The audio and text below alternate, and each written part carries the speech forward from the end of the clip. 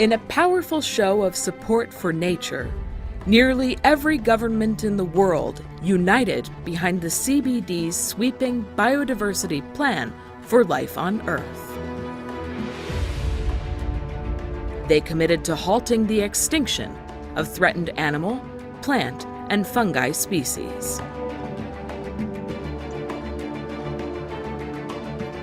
And in an historic first, they also committed to helping those species recover, so that the life we share our planet with can not only survive, but thrive.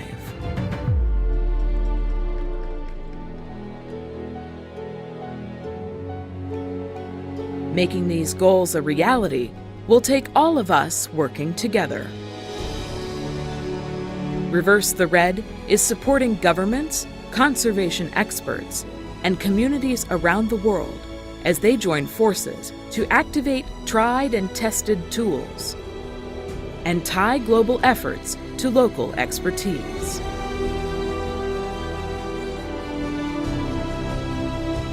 All in a coordinated effort to assess, plan, and act for wildlife.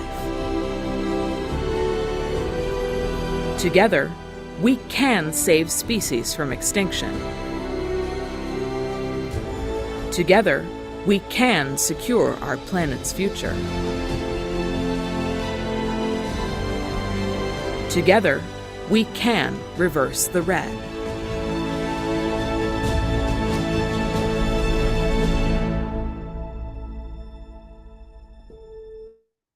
Well, good morning, good afternoon, good evening, everyone. Welcome to this webinar, and we thank you all so much for joining us. I'm Ani Byers. I'm chair of the Conservation Planning Specialist Group, and I'll be moderating the session today. This webinar is one of a series that's focused on the recommended actions of the Global Species Action Plan, or GSAP. And today's focus is on GSAP target 4.2. And there we go. And you'll see that at the top of your screen here. It's to develop and implement a recovery plan for all species that require one. As you all know, and you just heard in that lovely Reverse the Red video, the goal of the Global Biodiversity Framework that is speaks most directly to the SSC is Goal A, which calls for the integrity, connectivity, and resilience of all ecosystems to be maintained, enhanced, and restored. Also, the human-induced extinction of known threatened species is halted, and the rate and risk of all species of extinction of all species is reduced tenfold, and the genetic diversity within populations of wild and domesticated species is maintained. Now, that is ambitious, and the time frame is 2050. That's just 26 years from now, which is a little bit daunting, and equally, or perhaps more daunting, is the target that most closely speaks to species. Well, all of the 23 targets in the Global Biodiversity Framework have species-related elements. The one that is particularly species-specific is this Target 4 that has three distinct but very related components. Management actions need to be taken to halt human-induced extinctions. Management actions need to be taken to maintain and restore genetic diversity, and action needs to be taken to manage human-wildlife interactions. When I look at this, it seems to me that there's a really major step missing between the goal and the target. And for example, the goal says human-induced extinction of known threatened species is halted. And the target says management actions are taken to enable that. But the piece that I see as being a significant gap is the fact that there's no talk at all in here about the planning. It seems to me that without effective planning, your actions are likely to be misaligned, misguided, sometimes even detrimental to the goals that we all share. And so we're going to be talking today about planning. We're going to be talking about specifically this GSAP target, because CPSG is responsible for the planning component of the SSC's Assess Plan Act cycle. And our vision or our mantra is that all species that need a plan are covered by an effective plan. And fortunately, the GSAP target 4.2 really echoes that by talking about not just implementation of a plan, but development of that plan. And so that's what we're going to talk about for this hour. I'll stop sharing there. We're going to talk about planning, and we're going to talk about how planning at various scales can help governments to meet their obligations under the global biodiversity framework, and different ways in which they can do that. And we'll explore tools and resources and capacity building opportunities that can help. So we have 4 excellent panelists with us today. We have Dow Nguyen from the IUCN, Alexis Levigan from UNDP, Rahul Kaul from the Center for Species Survival, India, and Jamie Copsey from CPSG. And we're going to, I just want to review what we'll do, and then we'll jump right in. We're going to start with Dow giving a brief overview of the Global Species Action Plan. Next, we'll hear from Alexis on the importance of national biodiversity strategies and action plans, some of the challenges around that, and something I'm particularly interested in hearing about is an important tool that allows the connection of NBSAP, National Biodiversity Strategies and Action Plan practitioners, the people who are working on this. He's going to talk about how his work helps to bring those people together. Following Alexis, Rahul will talk about planning in India at both the species and protected areas level, and areas where he sees room for improvement. And finally, Jamie will share CPSG's planning principles and some of the capacity building opportunities that CPSG has to offer. And then we're going to open it up to all of you. Of course, there's the question and answer tab at the bottom of your Zoom screen, and you're welcome to use that at any time. You can enter your questions there. But, you know, there are 5 of us on this screen, and we believe that those of you who are participating in this webinar likely have a lot more information to offer than just the 5 of us do. And so we really want to learn from you. We're going to ask you to put information that you want to share into the chat, any resources you have to offer, your experiences. But we're also going to share with you at the end of the presentations a poll that we've developed to sort of pick your brains so that we can pull together the information that all of you have to offer. And then we have the opportunity to share that with all of you. We can share the chat transcript as well as the results of the poll. So we're really hoping that we all can learn from each other during this hour. So that's what we have in mind. If we're ready, I think we'll get started. I'm going to turn things over to my friend Dao Nguyen, who's going to talk to us about the game-changing resource that is the Global Species Action Plan. Dao? Thank you so much, Oni. Hello, everyone. Thank you so much for joining the webinar.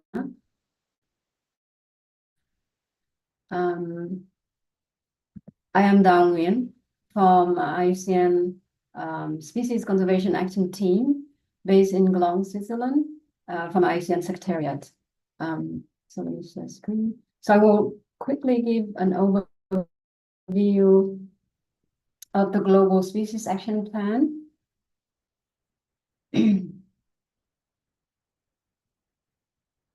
So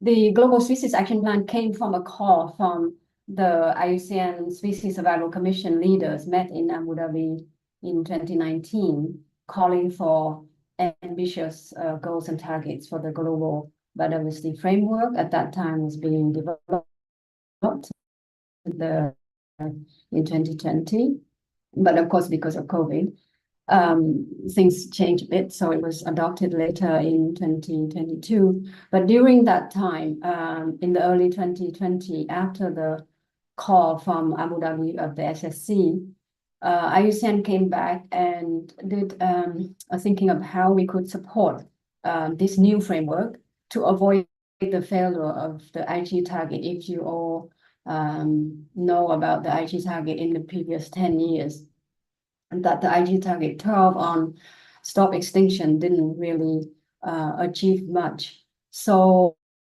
the whole idea behind the Global Species Action Plan is how to unpack the very ambitious target of the GBF and map out into actions. So the GSAP, I call it for short, Global Species Action Plan, fully supports the implementation of the Kunming-Montreal Global Biodiversity Framework. So the GSAP identifies actions required to achieve species conservation outcomes for each of the GBF targets, and it highlights the tools and resources available to implement these actions. Then it provides a kind of support mechanism for species-related actions, to link the resources and guidance and guidelines from not just IUCN, but other partners and other conventions to the people that needed them. And it doesn't require any additional reporting. It's totally a support mechanism for the Kunming-Montreal Global Biodiversity Framework implementation.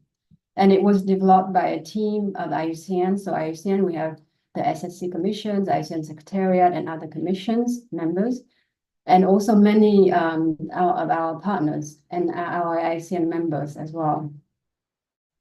And it was consulted to all the biodiversity-related conventions and contribution and input from those conventions and other partners.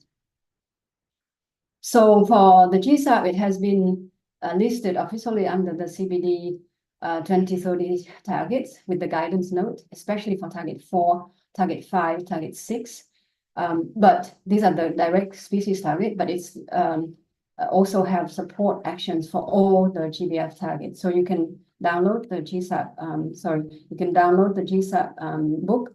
It's now available in English, French, Spanish, and Russian, and the Arabic version will be coming soon. So very briefly, because Ani just mentioned about the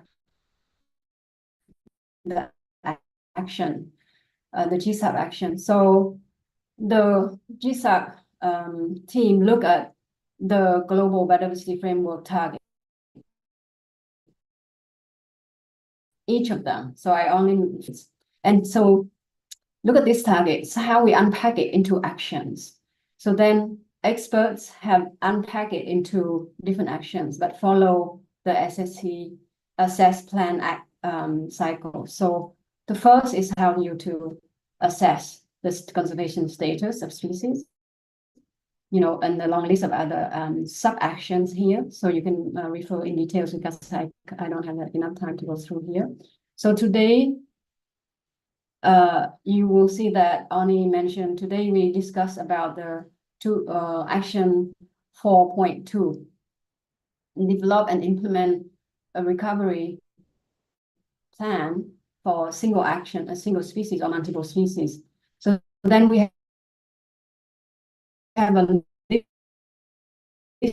of and so for the sub-targets, here's a long list of sub-actions to do. And then from the sub-actions, we also have who can support to do these actions. And those are the actors. And then the tools and resources column that listed all the available primary tools and resources, and then other relevant tools and resources to deliver those actions. And in the hope that if users need more capacity building training, we can then connect to our experts to do these training. The same for target 5, same for target 6, and same for many other 23 targets of the GBF. So the reason for that, it shows a diagram that we cannot prevent extinctions, reduce extinction risk, maintain and increase abundance of species without all the other targets being achieved. And then we have to do intensive recovery actions for target 4, like a long list of in green on the right-hand side here, like ex situ breeding, reintroduction, reinforcement of species, recovery planning, habitat management, genetic diversity, supplementary feeding, breeding, and then reduce human-wildlife conflicts and all the other actions that needed to be done. So that's the idea of the GSAP, is to guide actions of what action needed to be done to achieve each of the GBF targets, so that we can achieve the ultimate goal A, is to prevent extinctions and reduce extinction risk and maintain and increase abundance of species. So in relation to, I think Alexis will talk about NBSAP later, but for us, one of the main aim is to support the updating of or development of the national biodiversity strategies and action plans using the GSAP. So countries are now in the process of developing new, or most of the time updating their existing NBSAP just to map to the GBF targets. And the GSAP have already identified plausible actions to achieve those GBF targets. So countries can use directly those actions to integrate into their NBSAPs so that they can implement those targets to achieve their national biodiversity strategy and action plans, but also to contribute to the global biodiversity framework's achievement. So from there, the book, the GSAP, we have also developed a GSAP online knowledge platform called GSAP Skills. And this one is purely to bring the whole book online so that we could update, especially tools and resources in real time, and then help interact with practitioners and users to help promote the knowledge, but also it's a two-way traffic. We want to promote all the tools and resources available right now from IUCN, the whole union, IUCN members, IUCN commissions, and all our other partners and other conventions, biodiversity-related conventions, resources, and other organizations' resources and tools. So it's in one place. You can find all these tools and resources, and we are curating in real time to update more and more tools and resources as they become available. and map them against those actions and actors. So here you can explore more online and give us feedback, because we really want to support your work on the ground and at the national level. And we also call for, so these are the GSAP development partners, but we are also calling for GSAP supporters who want to join in this effort to support in either implementation on the ground of the actions, but also support to provide tools and resources to share with others and share your case studies and solutions that you can find. So I don't have enough time to go through the whole platform, but you can explore it on the platform, and you can contact us through the forms. So we have the contact form that you can submit your tools and resources and submit any questions that you have or you wanted to connect. Please contact us on there. So that's a very brief overview. And the whole idea for the Global Species Action Plan and the online knowledge platform is to support as much as possible countries, government agencies, and NGOs and local communities and anybody who are trying to support the efforts in species conservation globally and nationally and locally. Thank you very much. Thanks so much, Dao.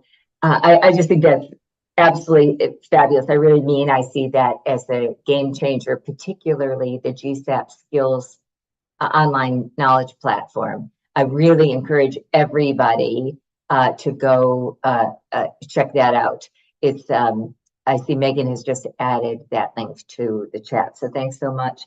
CPSG is really proud to be frequently referenced within the GSAP, and also referenced is the NBSAP and many resources related to the development of NBSAPs. And so we're really pleased to have Alexis here to talk more about the NBSAP development and support for people who are working on that. Alexis, would you just introduce yourself a little bit and then tell us more about your work? Yep, thank you so much, Oni. Can you confirm that you can see my screen and hear me well? Okay, I see you nodding, great.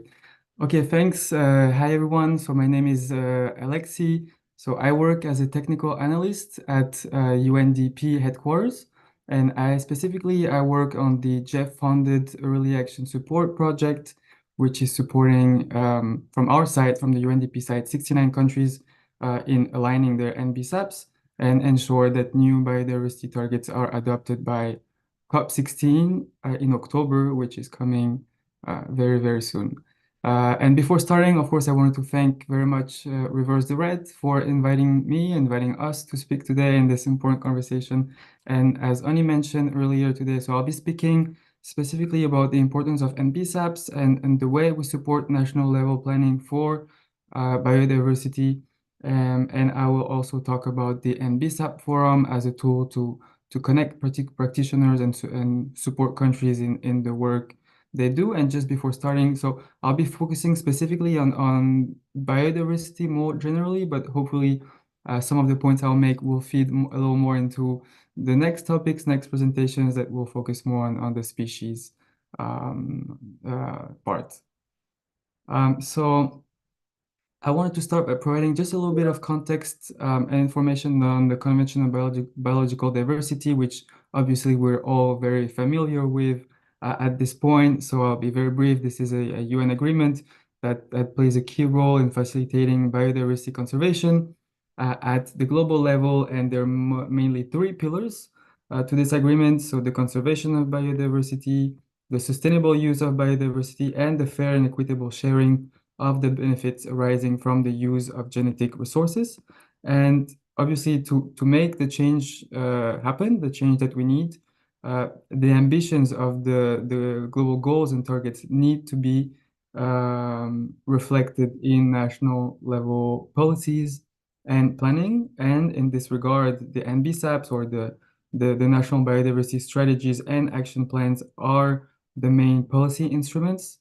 for implementing the convention at the national level, and also critical mechanisms for countries to establish and report on their work to the framework, to the convention.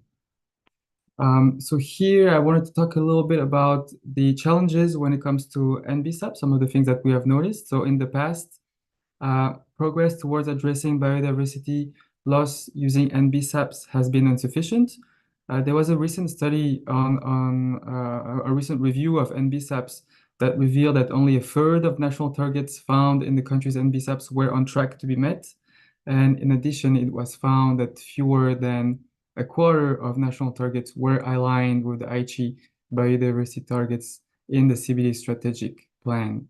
So the lessons learned from the last round of NBSAP update indicated that challenges still persist in the following areas that you can see on the screen. So in non-alignment of national targets with global targets, lack of financing plans and action for NBSAP implementation, inadequate implementation due to delays in updating NBSAP, inadequate data and infrastructure for monitoring systems, and also a lack of political will and changes of government priorities. So the process of updating NBSAPs in line with the GBF presented basically an opportunity for countries to create a coalition of diverse stakeholders to develop and carry out a more unified vision for the environment. And through early action, the parties started to fast-track their readiness to implement the framework by starting to align their national targets, their monitoring plans, finance plans, and also policy framework ahead of COP. So we have seen countries take a wide range of actions, which include the adoption of a whole of society and a whole of government approach. Countries have been engaging with a wide range of stakeholders from all sectors of society to update their targets and fully revise their NBSAPs. We have also seen, well, from the countries that we work with, we have seen some of the countries develop national capacity development plans to support the implementation of the NBSAP and the framework in order to specifically respond to their priorities at the national level. And also equally important, we have seen countries take steps in identifying effective financing solutions for the implementation of NBSAP. These are just a few examples, but all of these steps are considered to be important to create a more enabling environment for nature. So here I would like to talk briefly a little bit about the project that we work on and how we support national level planning for biodiversity. So the Early Action Support Project is country driven. So UNDP's role is to support countries with technical guidance and expertise to implement the framework according to national priorities. So this means that countries are leading the activities of the project in ensuring that everything is aligned with their national context and priorities. And this is done not only with the support of our team, the UNDP global team, but also with the support of the UNDP country offices who are doing the work also on the ground in the countries. And this is a global project that is funded by the GEF. It is jointly co-implemented by UNDP and UNEP in partnership with the Secretariat of the CBD. So in total, I think it's about 138 countries who benefit from this project. Specifically, so the project has 4 global components that reflect how we're providing support to the countries. So the component 1 is about providing support on the alignment of national biodiversity targets with the global framework. Component 2 is about the assessment of monitoring systems. Component 3 is about policy alignment and institutional review. And component 3 is about biodiversity finance activities. And all of these steps are key to prepare high quality NBSAPs. And so our role is to support countries in doing just that. So for the purpose of this webinar, I wanted to talk specifically about the NBSAP Forum, which is a tool that we have been promoting to countries. So basically, in just a few words, so this is an online community of practice that aims to support parties in finding the information they need to develop and implement effective NBSAPs, and also prepare national reports. So it brings together biodiversity practitioners and organizations worldwide who are involved in updating NBSAPs and who are able to offer support and expertise to those specifically who are preparing NBSAPs at the national level. So this is a place to basically to ask questions, interact with international experts, share good practices and experiences, solutions with other countries as needed, depending on your expertise.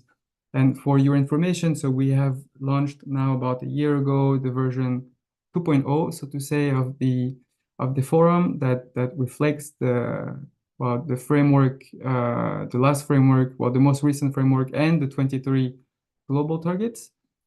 So you can now access information on the targets as well as a curated list of resources by target. So we encourage you to have a look. You can sign up and make any contribution, again based on your level of expertise. So the NBSAP forum, in a few more details, offers practitioners and experts different functionalities. So as I mentioned, it's an online forum to exchange information on GBF goals and targets. It also serves as a resource library with relevant information regarding best practices, technical guidance tools, reports, and many other types of resources. And it also serves as an e-learning platform that provides free opportunities to build stakeholders' professional capacities, and also in multiple languages. I think this is important. And we have also a technical help desk that is available, which is providing service in English, French, and Spanish, and it is staffed by UNDP, UNEP, and the Secretariat of the CBD. So technical partnerships are a key element of the success of the NBSAP forum. So we are collaborating with technical partners towards the achievement of the GBF goals and targets, and supporting NBSAP alignment and revision.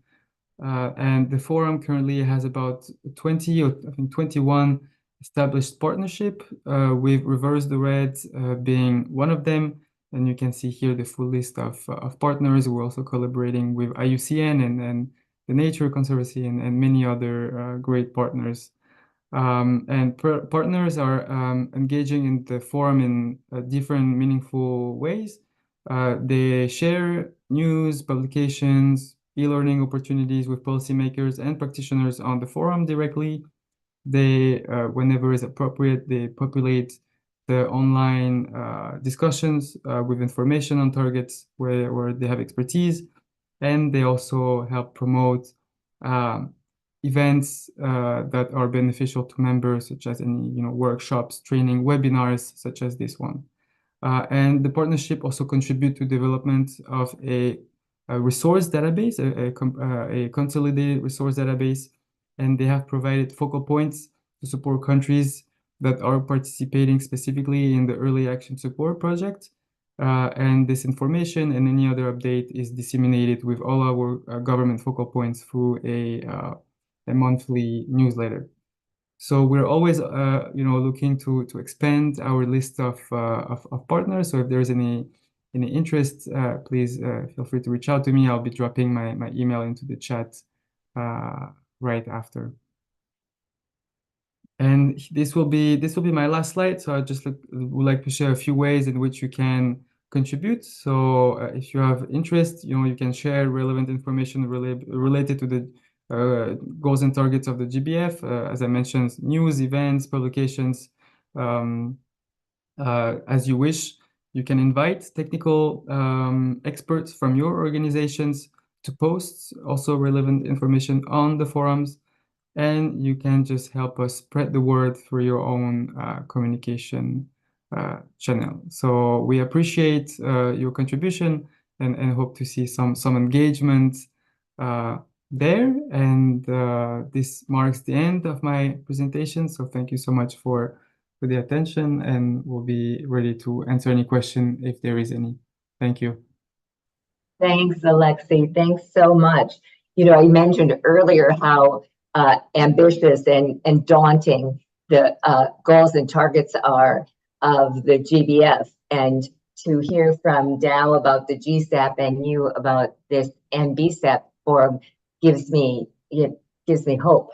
You know, it makes it seem possible. So thanks very much for sharing that with you. If anybody has questions for Dow or for Alexei, please write them in the Q&A spot on the bottom of your Zoom screen.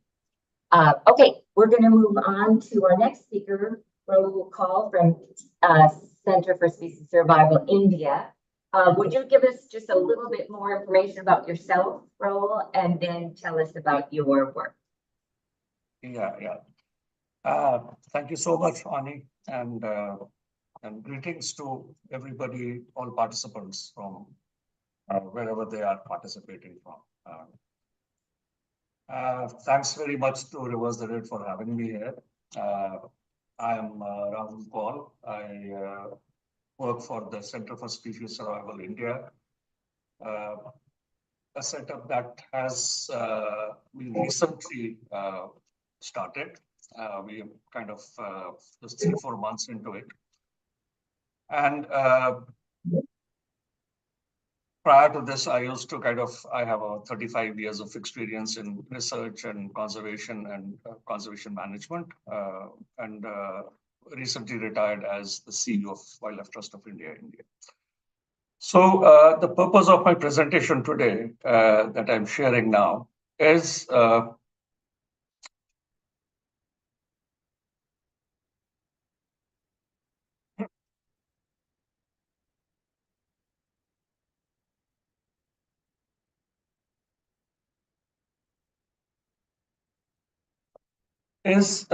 basically to talk about the scales of wildlife conservation planning in India, and to enlist kind of support as to how we can enlist your help. We can seek your assistance in making better conservation plans and how to integrate what we are doing into the government setup and the government processes. Now, very quickly about India, you know it's a land with 1.4 billion people, about 380 people every square kilometer. Yet we have 150,000 species of flora and fauna. And we have run fairly successful projects in like Project Tiger, the rhino recovery, the elephant, and so forth and so forth. So clearly there must be something that we are doing right. Really, I attribute these to the plans that we have in existence, but they are not perfect. And they of course need improvements. Now, before we delve into the plans, just a very quick kind of my understanding of how the governments and non-governmental sector works, because I come from a non-governmental sector. So the governments, basically, they're high investment, long duration projects with political backing. Basically, in short, governments have their wherewithal, the governments have the control, but the problem is they are resistant to external help. They are set in their processes, and it's difficult to for them to basically accept help. Whereas on the contrary, non-governmental organizations, the non-governmental sector is their small investments. Some of them are very small, and therefore they need help at every step. They are donor dependent, and external help is welcome there. Now, in our government, the overarching policy document is the National Wildlife Action Plan, which is a fairly well thought out action plan, which is of normally a 10-year duration. So 10 years and drives all action and policy of the government for wildlife conservation, so directly impacts the target 4. Now, under the remit of this National Wildlife Action Plan, the Ministry of Environment and Forests that actually runs all the conservation and protection of wildlife resources in the country. The ministry is charged with the responsibility of looking after critical habitats and also species. So in terms of habitats, the protected areas become important. And the PA management is of 2 types. The first is sanctuaries and national parks in India, which have 5-year management plans. So every sanctuary and national park, there are over 700 sanctuaries and national parks in India. They are mandated to have 5-year management plans, and failure of which results in abandonment of financial support from the ministry. So therefore, it's mandatory for them to have management plans. The tiger reserves, on the other hand, must have tiger conservation plans, or TCPs they called, and they also are kind of 5-year duration. Now, in terms of the quality of the plans, barring a few sanctuaries and national parks, most parks and sanctuaries, the management plans are not very good, and would do with a lot of improvement. On the other hand, tiger conservation plans are generally all right, but they need updation, and they need certain inclusions need to be made in these tiger conservation plans to make them contemporary. Now, these two basically are evaluated. The sanctuaries and national parks and tiger reserves are actually evaluated through what we call a management effectiveness evaluation, which is a periodic evaluation done every 5 years, and a report comes out, and every national park and sanctuary and tiger reserve is ranked accordingly, and that also has a bearing on the amount of money that those parks and national and sanctuaries get. Now, apart from the habitat, there are kind of there's a program with the ministry that's called the Recovery of Endangered Species, and this is something where the government has identified 32 endangered species for which recovery plans must be made and which then must be implemented. Not all recovery plans are up to the mark. Some of them are being implemented, whereas I don't think all 32 species have been worked on yet. But those that have been worked on, not all plans are very good. Then there are thematic plans, which basically we talked about: Project Tiger, Project Elephant, Project Snow Leopard, the human-wildlife conflict, and all those are basically driven by their own respective plans. And next to, of course, all zoos have master plans, and then there are certain species that basically are listed for conservation breeding. And these are a select group of species that basically have been selected for conservation breeding, and they also have plans.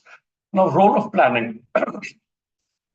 I think if you look at, we're just talking about in the governmental sector, there is a huge requirement for planning for species. The national parks and sanctuaries and TCPs are set processes. There are set formats available, which the Wildlife Institute of India has developed, and therefore the management of that protected area is fully adept at writing those plans. But for species recovery plans, I think there's that very good potential for improvement of species recovery plans. And the National Biodiversity Authority can play a major role there. Also, the CPSG can play a major role in kind of improving the species recovery plans. And now the CSS India that's been recently formed. A little bit more about CSS India. What we are kind of trying to do is we are following the same SS Plan Act cycle of the IUCN. And there are only a handful of species that have been assessed from India in the global parlance. For instance, out of 150,000 species, I would say only India figures only 3,000 or 4,000 assessments. So therefore, there's still a lot of species that have not been assessed. But for national assessments, the number is even fewer, much less. So what we are trying to do is we are trying to actually facilitate the process of national rent listing, which is also kind of mandated under Tiger 4. But more importantly is getting the government to actually accept those assessments, so that eventually drives the conservation priorities in India. So once the assessments are done, then of course the planning cycle will kick in, which we hopefully 2 or 3 years down the line, we shall have species that require conservation action, and for which plans have not been made, and we would kind of be initiating the process of making plans for that. So therefore, in summary, I would say governments will more conservation influence, but they are resistant. Governments are good at macro level planning, but they need better planning at the micro level. So the detailing of the plans is they're not very good at, and of course that's where they need help. Then we have a network of SSC membership in India and CPSG as well, and together we should kind of work with the government and see how it can help with the planning, and CSS would be very, very, very kind of happy to help in that way. There's already a precedence that's been set with the protected area plans being now written up by external agencies. So there is a precedence that the government at the local levels, at the lower levels, is open to help from external agencies. So I think that's it. That's from me, and I would really hope to kind of hear from you all and see how all of you can help us in trying to make the government plans better, and what are any ideas that you can give us, which will kind of help us do our job better. Thank you very much.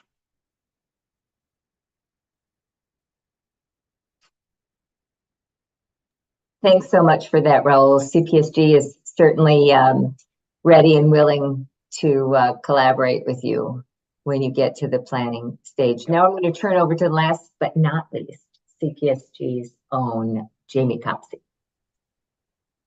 Thanks very much, Oni. What I'd like to do very briefly is just highlight the opportunities that exist for those of you who are thinking this is all very well. We recognise we've got lots of work to do, but what other support is out there in terms of skills and building of my confidence and competence around planning to enable me to get out there and do more and do better in what the work that we do. So I just want to talk to you very briefly about how the resources are in place to support countries and organizations around the world in species conservation planning. The emphasis being on the collaborative nature of species conservation planning. And afterwards, maybe we can talk about how we can best connect the resources available to where they are needed. So the first thing to say is that conservation planning, collaborative conservation planning, works. We have a study undertaken by a colleague, Caroline Lees, and additional support that reviewed 35 case studies of planning work and identified that if you look at the trajectory that species were going on according to the red list, and then compare it to the trajectory they're actually taking after the point of a planning event, we see them moving away from that downward trend, and within 10 years they're plateauing in general, and then after 10 years you can start seeing some species begin to recover. So collaborative planning can really make a difference to averting extinction and moving species in the right direction. And the approach to collaborative planning, at least as far as we're concerned, and I would posit that this is relevant to planning for species just as well as it is planning for protected areas or others, is really based around some core fundamental principles. We believe that we need to start any planning process with the end in mind. We're planning to, so what is the change we're trying to affect? And how do we then work backwards from that to be able to design a process that most effectively gets you there? We need to think about how we include people, not just being physically there, but also thinking about how their voices are heard. We need to consider how we value information, whether it's science from the published literature or traditional ecological knowledge. How do we get that knowledge in the room and make best use of it to inform decisions? And where we particularly spend our time is around the process design and neutral facilitation to choreograph these events that enable people to make these decisions, and hopefully through this process to reach consensus.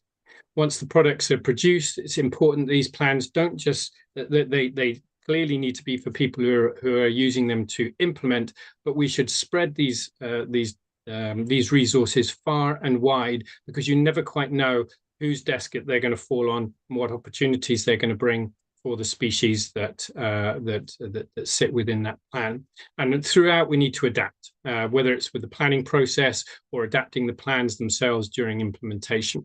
So these core principles underpin our approach to planning, and I would argue underpin approaches to planning in general within the conservation sector, at least. And if you're wanting support to help you design plans, then there is support out there. We have resources, processes around single species planning, multi-species planning, thinking about how you consider the ex situ conservation role for species, how you deal with disease and plan for potential disease implications in the work that you're doing. And underpinning this is a lot of population viability analysis, population modeling. And in addition to that, there is capacity development opportunities available to you.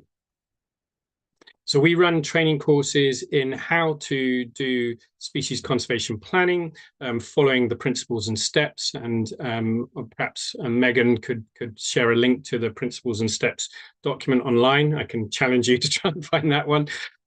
We also have planning that takes the IUCN guidelines on wildlife disease risk analysis and says, how do you actually put this into practice?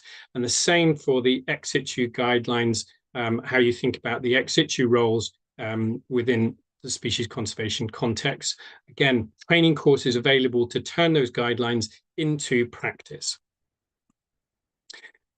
As well as the training courses that vary in their length, they're mostly online, but they can be done in person as well. And we have got courses starting at the end of this month and spilling over into September. So do go to our website or get in touch with me and I'll pass on more information to you. Alongside the training, we also run longer-term mentoring that helps to build the capacity, build the competence and confidence through practice of particular individuals, so that they are able to more effectively implement their own planning processes. And lastly, just to summarize then, we have the skills and experience in what works. There is training and mentoring available to build capacity where it is required. And the question that we grapple with, and increasingly as we think to support the GSAP, is how do we best connect the resources available with the capacity needs that exist? Thanks, Ani. Wow, Jamie, thank you, and thanks for racing there at the end. Completely my fault for us running over. We have no questions. I can't imagine how that is, but we have no questions. So instead, we're going to ask questions of you. You'll see that Megan just wrote in the chat that the poll is open. Jamie, when you were giving your presentation, did that pop up? Yes, did you see the did. poll? Yeah, Yes. I'm really sorry about that. Again, That's all right. that was my fault. But we're eager to hear from everybody, and we think this might be a way for us to get your expertise, your advice, your I don't know, understand where, for us to understand where you are in terms of planning, and maybe identify some collaborations that might be useful to all of us in our planning work. So I hope you'll all take the time, the next 3 minutes, to complete this poll. I don't know if we can keep the poll open.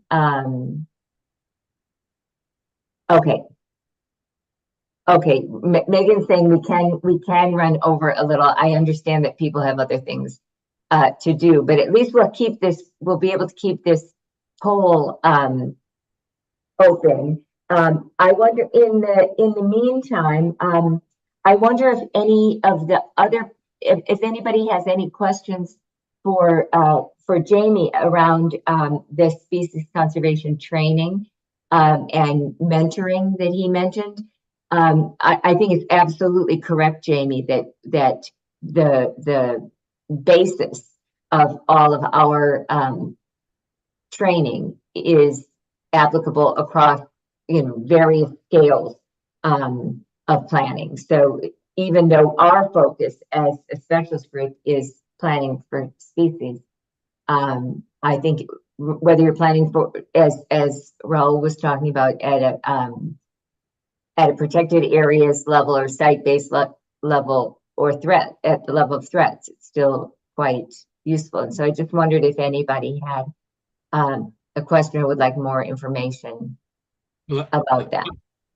Bonnie, I can see there's a question in the Q&A chat, which is I can thankfully pass on, I think, to somebody else, because Michael is saying, what would your advice be for practitioners in the United States having not ratified the CBD and being without an NBSAP to coordinate planning between NGOs with limited federal support? Yeah, I mean that to me, when I'm looking at that, I guess I am giving an answer. It's not really an answer, but I kind of think, you know what, that's exactly the space that the collaborative approaches that we have, been developing and others have been developing. That's what they're for. It's about bringing people together, about bringing groups together and identifying where there is common ground and ways forward at different scales. So while it may be at a national level, I don't think your situation, Michael, is particularly unique, and I think it is solvable. I know this is recording, but anyway, we'll see. Oni or others, what do you think? I wonder what Alexi had, anything you want to add there? Yeah, thanks, Oni. Thanks for this is indeed a unique situation where not used to facing such a situation.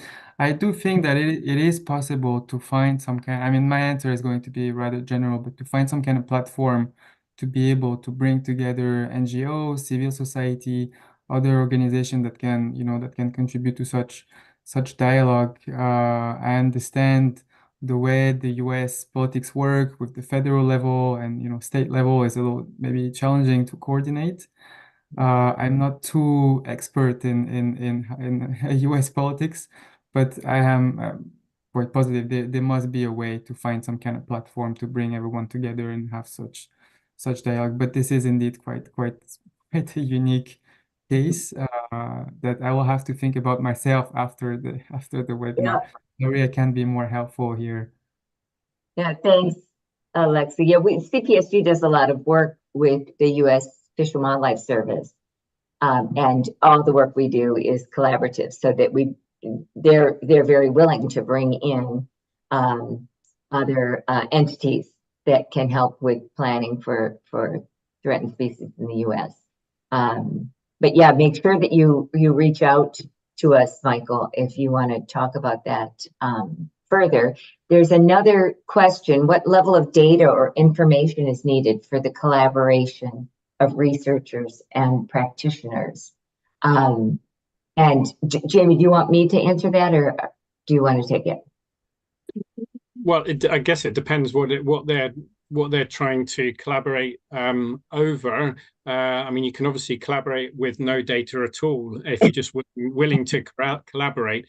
But I think there is a need to kind of not see information that you value in your decision making as only being relevant if it comes from the peer-reviewed literature.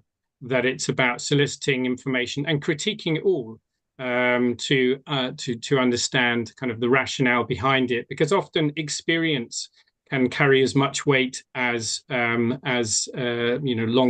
data sets. In fact, it might even be more nuanced than those long-term data sets. So I don't think it's more about the kind of the level of the data. It's more about looking at quality of the data and on what basis it's coming from, and then you can do something with that information. And we regularly have those situations to deal with within planning, particularly when population viability analysis or other tools are being used that require some form of quantitative work.